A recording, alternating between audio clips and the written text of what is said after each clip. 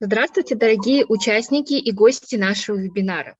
Сегодня серия вебинаров «Запусти свою мечту» продолжается. Специальным гостем вебинара является председатель детского фонда ЮНИСЕФ в Казахстане Артур Ван Дизен. Здравствуйте, Артур Ван Дизен. Здравствуйте.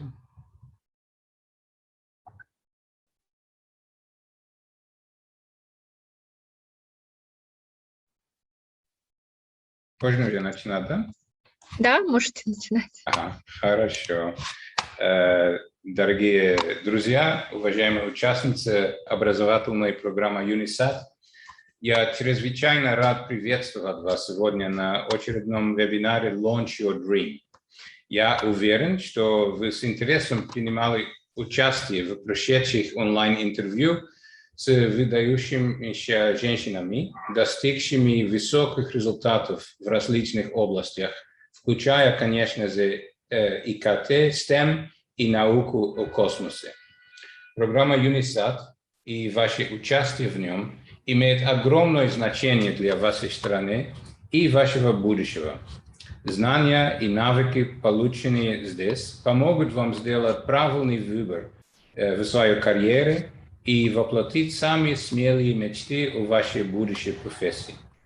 А ваш будущий вклад в науку, инженерию и космонавтику позволит поднять их на новые высоты. К тому же проект даст вам возможность завести новых друзей среди своих единомышленников. Наши замечательные ведущие являются наглядным примером успеха прошлогоднего пилотного проекта. Именно они запустили в 2020 году свой первый наноспутник в стратосферу. Уже в следующем году вы сможете сделать то же самое. Меня вдохновила энергия и энтузиазм участников первого выпуска программы. Как видите, я даже украсил свой кабинет вашими фотографиями. В этом году мы расширили пилотную программу, реализуемую совместно с научно-технологическим парком КАЗНУ имени Аль-Фараби, чтобы девочки даже из самых отдаленных регионов Казахстана, Узбекистана и Кыргызстана могли принять в ней участие и получить шанс построить карьеру в сфере STEM в будущем. Сегодня нашим уважаемым гостем в онлайн-интервью выступит посол доброй воли ЮНИСЕФ Казахстан Динара Садвакасова. Я уверен, что многие из вас уже знают Динару как знаменитую шахматистку, международного мастера и гроссмейстера среди женщин Международной шахматной федерации ФИДЕ. В январе 2020 года она вошла в топ-10 мирового рейтинг-листа Международной шахматной федерации ФИДЕ и стала чемпионкой Азии среди женщин. Наше сотрудничество с Динарой началось в 2017 году. Она активно поддерживала и продолжает поддерживать инициативы ЮНИСЕФ в течение всего этого периода.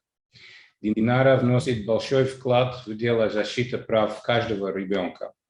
И я бы хотел поблагодарить ее за то, что она приняла наше приглашение и участвует в сегодняшнем вебинаре, несмотря на то, что уже завтра ее команда начинает играть в Олимпиаде по шахматам. Я уверен, что замечательная карьера и заслуги в социальной деятельности Динары вдохновят многих наших сегодняшних участниц на новые свершения и победы. Желаю вам интересного вебинара и успешного участия в программе ЮНИСАТ. Спасибо. Спасибо вам большое, Артур Ван Дизен, за ваши такие чудесные слова. Здравствуйте, Динара Садвакасова. Сейчас девочки хотят задать свои вопросы. Это наши участницы проекта. Вот, пожалуйста, девочки.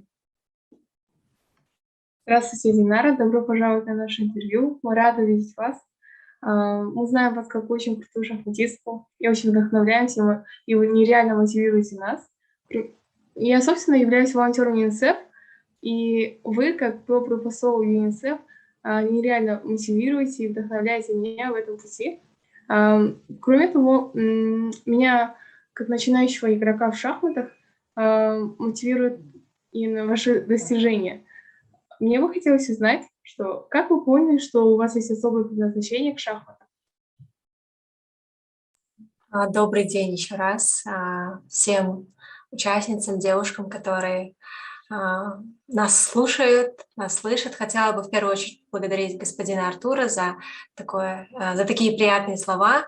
И, Акмарал, спасибо большое за то, что вы говорите, что я вас восхищаю. На самом деле я очень восхищаюсь всеми вами, теми, кто является волонтерами ЮНИСЕФ, которые вносят свою лепту в продвижение прав и защиту, прав детей. Поэтому вам большое спасибо. На самом деле вы — это те, кто меня мотивирует. Что касается моей шахматной деятельности, то началась она достаточно рано, я, может быть, об этом уже часто говорю, но познакомилась с шахматами я в возрасте 5 лет, и, наверное, такими первыми моими шагами, первыми результатами были победы на чемпионате Азии среди девочек до 8 лет. Также я выигрывала турниры среди мальчиков до 8 лет, и затем уже в более таких старших возрастных группах до 18. Мне было еще 8 лет, и мне казалось, что шахматы для меня являются хобби. То есть мне просто нравилось играть, нравилось заниматься, решать задачи, выигрывать что-то. А уже позже, когда я завоевала серебряную медаль на чемпионате мира до 12 лет, я осознала, что с шахматами я могу связать свою жизнь более профессионально, больше времени проводить на тренировках и сфокусироваться чисто на своей шахматной карьере. Очень интересно, было приятно узнать о начале вашей карьеры, но кроме того, как вы себя охарактеризовали как личность? Вообще, мне кажется, очень сложно говорить о себе объективно, но, тем не менее, мне кажется, что я очень ответственный человек. Мне нравится анализировать, наблюдать. Я люблю то, чем занимаюсь. Шахматы, это также моя общественная деятельность, которая, конечно, в первую очередь связана с ЮНИСЕФ, с моей шахматной академией. Друзья могут, мне кажется, считать меня справедливой. И я очень люблю открывать для себя что-то новое, получать новые знания. И мне кажется, что саморазвитие, постоянный поиск чего-то интересного, необычного, это очень важно в развитии любого человека. Спасибо большое за ответ. У вас есть отдельное хобби, кроме шахмат? Чем вы занимаетесь в свободное время? В свободное время его у меня может быть не так много, но поскольку, наверное, мой образ жизни связан больше с нахождением за доской, то, соответственно, я стараюсь не забывать о физической части, то есть о развитии в плане какой-то физической деятельности. Это может быть плавание, иногда я выбираю тренажерный зал, прогулки по городу. Мне очень нравится совершать такие длинные прогулки. Не забываю про своих друзей и семью, конечно же. Поскольку очень часто бываю в разъездах, то для меня важно очень качественно проводить с ними время, поэтому мы стараемся выбираться на пикники или же проводить время за каким-то активным досугом. Очень люблю читать книги, и, наверное, как и любые другие ребята, мне нравится смотреть фильмы, сериалы, стараюсь тоже быть в тренде, так сказать, и следить за новинками. И мне очень нравится готовить. Я на карантине открыла для себя такой вот свой навык. достаточно неплохо получается готовить вкусности для близких, и это мне доставляет удовольствие. О, вы упомянули, что любите читать. То какую книгу вы бы порекомендовали нам прочесть? Именно любого жанра. Ну, мне кажется, у каждого человека, наверное, складывается свое впечатление о книге, но из недавно прочитанных мне показалась очень интересная книга «Радикальное прощение». Я еще не сталкивалась с подобным отношением вообще к происходящему в жизни, да, к происходящим событиям, к тому, что случается в твоей жизни. И подход автора и его идеи мне показались достаточно необычными и заслуживающими внимания. Но если брать художественную литературу, то я с детства очень любила читать фэнтези, фантастику, классику мировой литературы. Мне в свое время очень нравился Теодор Драйзер, Джек Лондон. И мне кажется, что, наверное, для каждого возраста есть свой список книг, которые хотелось бы прочитать. Сейчас я больше стараюсь уходить в философию, в психологию и больше читаю книги этого жанра. Но мне кажется, что вообще в любой книге можно почерпнуть что-то нужное для себя, что-то интересное. И книга — это возможность получить опыт, услышать, может быть, какие-то ответы на вопросы, которые тебя волнуют. Поэтому читать — это, мне кажется, очень полезно. Да, непременно. Книги, они наши верные друзья. Я бы учла ваши рекомендации. Спасибо вам большое. У меня есть еще один вопрос к вам. Да-да. Как вы думаете, какие навыки и умения в современном мире нужны девушкам для реализации своего потенциала? Вообще, честно, я не очень люблю делить, допустим, навыки чисто для девушек или навыки для парней. Мне кажется, что для всех, да, независимо от полов, необходимо желание идти к своей цели, да, к намеченной цели. Это мотивация, это собранность, умение работать и, пожалуй, учиться новому. То есть должна быть постоянная жажда знаний, да, желание стать лучше, обладать еще большими навыками. Очень важно быть работоспособным и быть очень благодарным родителям и уважать людей. Так же, как и родители должны быть благодарны детям, да, это должен быть такой вот очень доверительный взаимообмен. Спасибо большое. Да, я полностью согласна с вами. Кроме работоспособности, я бы сказала, что нужна конкурентоспособность, а именно в 21 веке. Да, конкуренция сейчас большая, и, конечно же, важно быть, наверное, еще очень, может быть, сдержанным или терпеливым в стрессовых ситуациях. То есть понимать, что стрессовые ситуации бывают, они случаются у любого человека. Бывают своего рода неудачи, да, какие-то неудачные попытки. И нужно уметь получать опыт из, может быть, ошибок, да, из неудач и трансформировать его в лучшие знания и уже при следующих попытках не совершать таких же ошибок. Да, непременно. Спасибо большое. Спасибо за вопрос, Акмарал.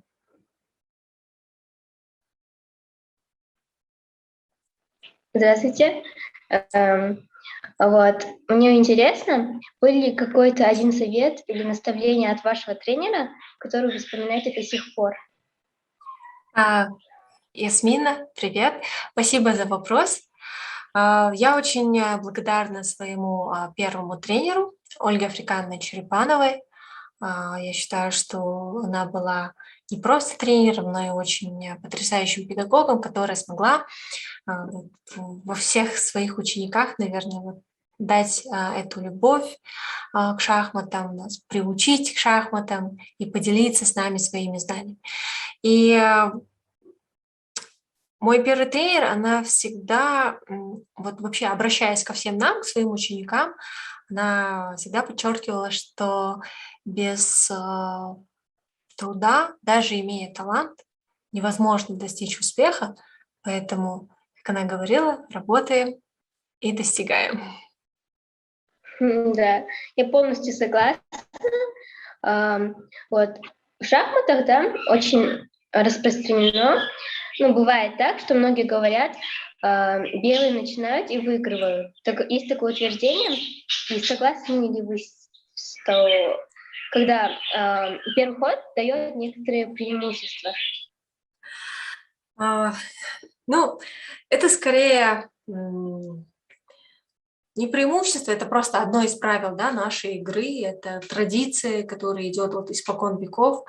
Конечно, многие могут отметить, что вот это своего рода дискриминация, да, что черные никогда не начинают партию первым ходом, но если мы, к примеру, заменим цвета с белого, допустим, на красный, а с черного на синий, то в любом случае, да, это не поменяет действительности, белые будут всегда начинать. Возможно, это дает какое-то преимущество, но зная, что, к примеру, в любом классическом турнире будет 9 партий, ты понимаешь, что у тебя будет возможность сыграть как и белыми, так и черными. То есть здесь, мне кажется, это начальное преимущество, которое затем может как испариться, так и наоборот реализоваться. То есть это все зависит от того, как ты играешь, насколько хорошо ты можешь, наверное, разыграть дебют и насколько ты готов вести борьбу. Вот просто некоторые, когда они радуются, когда им попадают, например, белые, ну, у вас такого нет, да? Я настолько давно играю в шахматы, что уже, наверное, прекратила делать своего рода какие-то преференции, да, то есть выбирать, что мне больше нравится, белый или черный. Я понимаю, что в любом случае я смогу сыграть как черными, так и белыми, так что выбирать, предпочитать что-то, мне кажется, в моем случае это неправильно. Все-таки мы все играем в одних турнирах. Не бывает так, что ты 9 партий сыграешь чисто белым цветом или все 9 партий чисто черным. Есть система, швейцарская система, которая позволяет тебе по жеребьевке менять цвета. Соответственно, да, одну партию ты сыграешь черными, но на следующий день ты приходишь и садишься и играешь уже белыми. Да. Вот недавно вышел сериал «Ход королевы», он резко обрел большую популярность. Смотрели ли вы его и произвело ли оно вам какое-то впечатление? Конечно, я его посмотрела, мне кажется, может быть, одно из первых, да, как он вышел на платформе Netflix. Что я могу сказать? Мне, как профессиональной шахматистке, очень приятно, что про шахматы выпустили такой вот качественный сериал, где все партии, да, все шахматные тематические вещи были поданы очень правильно, очень красиво и интересно. В этом большая заслуга Гарри Кимовича Каспарова, который являлся советником при его создании, при написании сценария. Он отвечал за воспроизведение всех этих партий. Поэтому сериал снят очень качественно. Конечно, есть свои, так сказать, голливудские дополнения, которые они туда ввели, каким образом они там показали, да, главную героиню Бет Хармон. Но с точки зрения шахмат все было сделано, как мне кажется, идеально. Единственное, что, наверное, сразу привлекло мое внимание, как человека, который играет в шахматы, то, каким образом герои передвигали фигуры. И при внимательном таком разборе можно понять, что мы так не передвигаем фигуры, мы все-таки играем немножечко по-другому. У нас по-другому двигается рука, соответственно, и фигуры.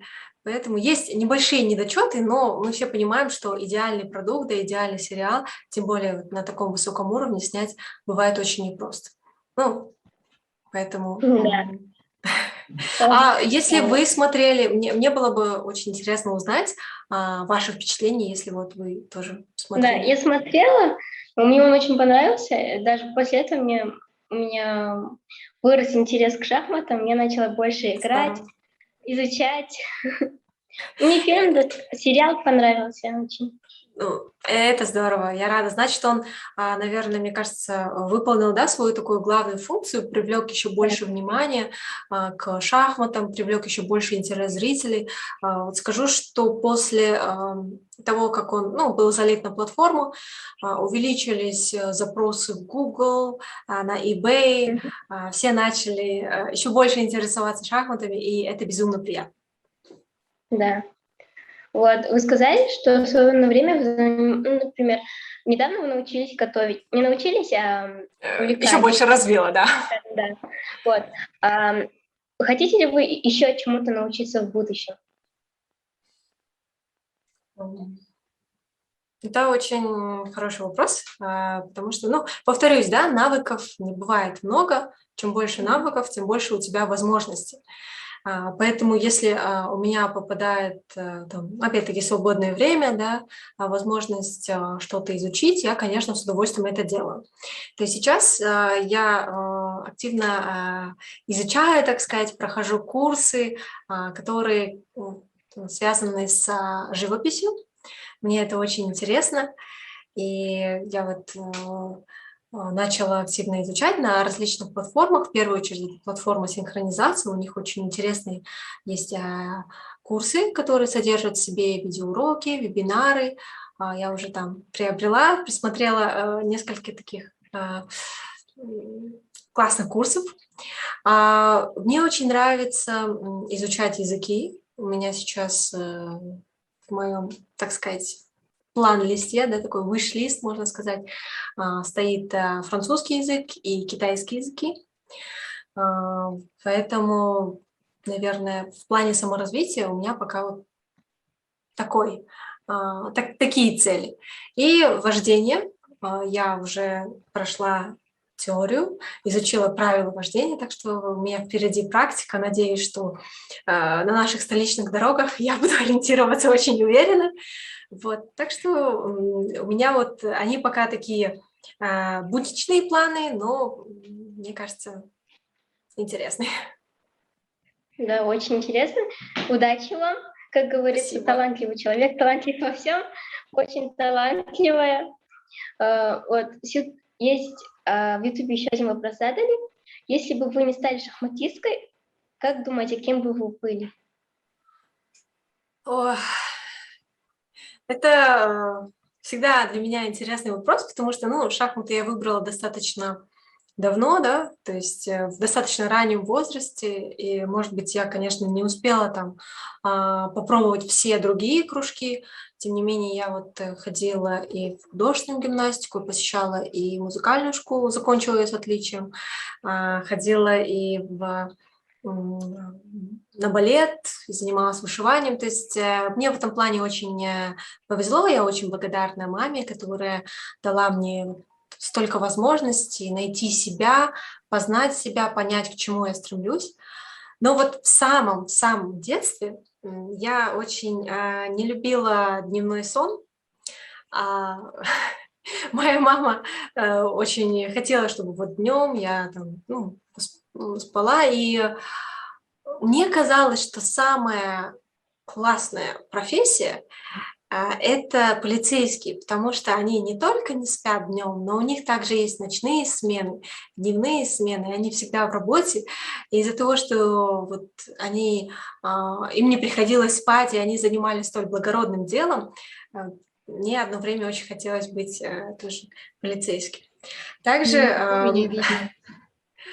мне нравилась вообще должность лесничего. Мне казалось это здорово, защищать нашу фауну, да, защищать лес. Одно время я хотела стать дизайнером, ландшафтным дизайнером. Вот, кстати, еще одна из моих целей, которые я бы хотела в себе, навык, который я хотела бы в себе развить. Так что, ну, я очень рада, тем не менее, что я стала шахматисткой.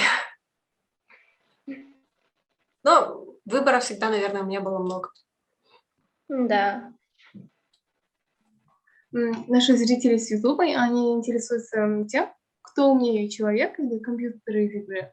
Потому что сейчас развитие компьютерных игр, компьютерных наук, они думают, что они интересуются тем, как развитие компьютерных наук влияет на шахматы. В данный момент много шахматных суперкомпьютеров, которые превосходят человеческий навык игры в шахматы. Да, Акмарал, это абсолютно правда. С развитием компьютеров, да, с развитием технологий человеку очень сложно угнаться за этим. И мы часто очень наблюдаем картину, как компьютеры оказываются сильнее людей. Сейчас шахматисты, да, в том числе топ-уровня, мы привлекаем технологии с целью большего изучения игры и улучшения самого себя. То есть все эти движки для анализов, да, компьютерные базы, это все возможность улучшить свою игру. Но все эти технологии, они, несомненно, повлияли на качество игры. То есть если раньше игроки могли, я здесь буду выражаться немножечко шахматным сленгом, уж извините, они могли так на глазок что-то жертвовать, да, проводить какие-то комбинации, может быть, не совсем форсированные, то сейчас за счет компьютеров вот эти качества защиты, они очень сильно усилились у всех шахматистов. И сейчас очень непросто делать какие-то жертвы, не просчитав варианты. То есть сейчас быть таким вот интуитивным шахматистом, да, как вот, один из чемпионов мира Михаил Таль, это очень непросто. То есть все стало более, может быть, форсировано, более четко, все начали считать лучшие варианты. Также благодаря технологиям многие шахматисты не только топ-уровня лучше знают дебют, изучают больше партий, да, у них есть больше возможностей, и это здорово. И, конечно же, я не могу не отметить, да, с развитием интернета возможность быстрее учиться шахматам.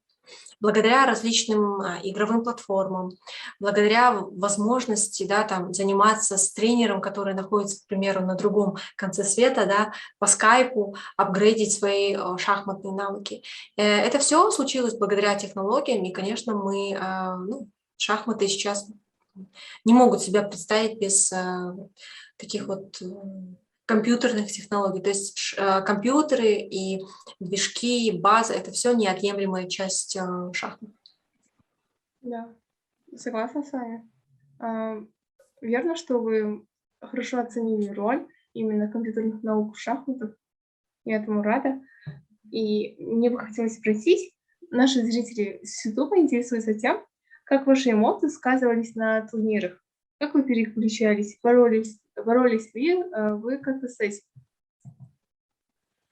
В шахматах очень важна концентрация, очень важна собранность во время игры, потому что, малейшая своего рода минута слабости, да, и ты можешь что-то зевнуть, что-то пропустить, какой-то удар. Эмоции желательно во время игры выключать. И мне кажется, учитывая мою такую длинную карьеру, уже долгую, я с этим научилась бороться, может быть, подавлять эмоции, потому что, очень важна ясность ума и четкий расчет вариантов. Но я знаю, что турниры бывают длинными, да, то есть ты каждый день на протяжении 9 туров играешь по 6, порой 7 часов каждую партию, и к концу турнира очень сложно сохранять вот это вот напряжение, держать его, уметь концентрироваться. И в этом шахматистам очень сильно помогает вот как раз-таки физическая подготовка, поэтому все шахматисты топ-уровня, там, фавориты рейтинг-листов, они очень много времени уделяют физической подготовке. Кто-то выбирает бег, кто-то игру в теннис, а кто-то как раз-таки плавание или лыжи. И физическая подготовка – это как раз-таки возможность сохранить ясность ума на последних часах игры. Это, ну, повторюсь, это очень важно. И без определенной физической подготовки, конечно, эмоции тебя могут нахлынуть, ты можешь потерять нить игры, что-то пропустить и так далее.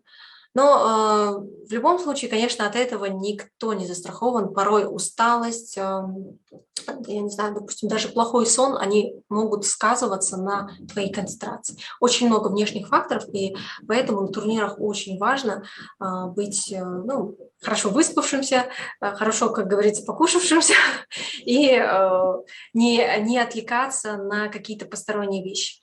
Ну, конечно, во время турниров, если брать меня, то я тоже стараюсь меньше, там, не знаю, проводить времени в тех же соцсетях, да, они бывают такими очень заманчивыми, вроде ты только зашел, а уже там прошло больше времени, чем ты думал, поэтому, когда у тебя есть цель, ты на турнире, надо как-то, наверное, больше аккумулировать энергию, больше ее сохранять и не отвлекаться на посторонние вещи.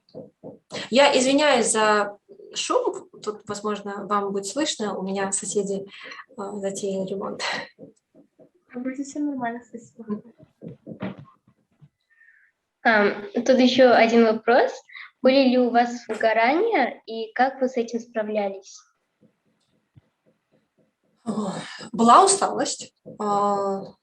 Выгорание, возможно, тоже было, но никогда не было такого, что я, допустим, прилетала или приходила с туров и говорила там маме или тренеру или друзьям, что все, с шахматами покончено, я больше не хочу этим заниматься. То есть такого у меня никогда не было, потому что, ну, мне, наверное, очень рано пришло осознание того, что, да, у тебя, возможно, иногда какие-то испытания, какие-то, так сказать, препятствия на твоем пути, но если ты постоянно работаешь, если ты не халтуришь, да, не ленишься, делаешь все так, как тебе сказал тренер, то в итоге у тебя обязательно получится. То есть все эти накопленные знания, твой накопленный опыт, он обязательно сформируется в итоговый хороший результат. Но после вот, допустим, тяжелых турниров, где требовалось там огромное количество сил, да, там, я не знаю, выдержки, я возвращалась домой и в первую очередь, конечно же, высыпалась, проводила больше времени на свежем воздухе с друзьями, ну, старалась максимально отвлечься от шахмат на срок примерно там, 2-3 дня. То есть этого мне было достаточно для того, чтобы прийти в себя и с новыми силами начать дальше работу. Потому что тренировочный процесс в шахматах, это ежедневный труд. То есть нет такого, что ты позанимаешься там месяц и все, на этом ты можешь прокатить. Нет, ты постоянно улучшаешь себя, постоянно улучшаешь свою игру и свои шахматные способности. Поэтому процесс улучшения, он такой постоянный. Нельзя взять и на какое-то время, допустим, на 7 дней и уйти из шахмат и сказать: нет, я прекращаю тренировки. Такого делать не стоит.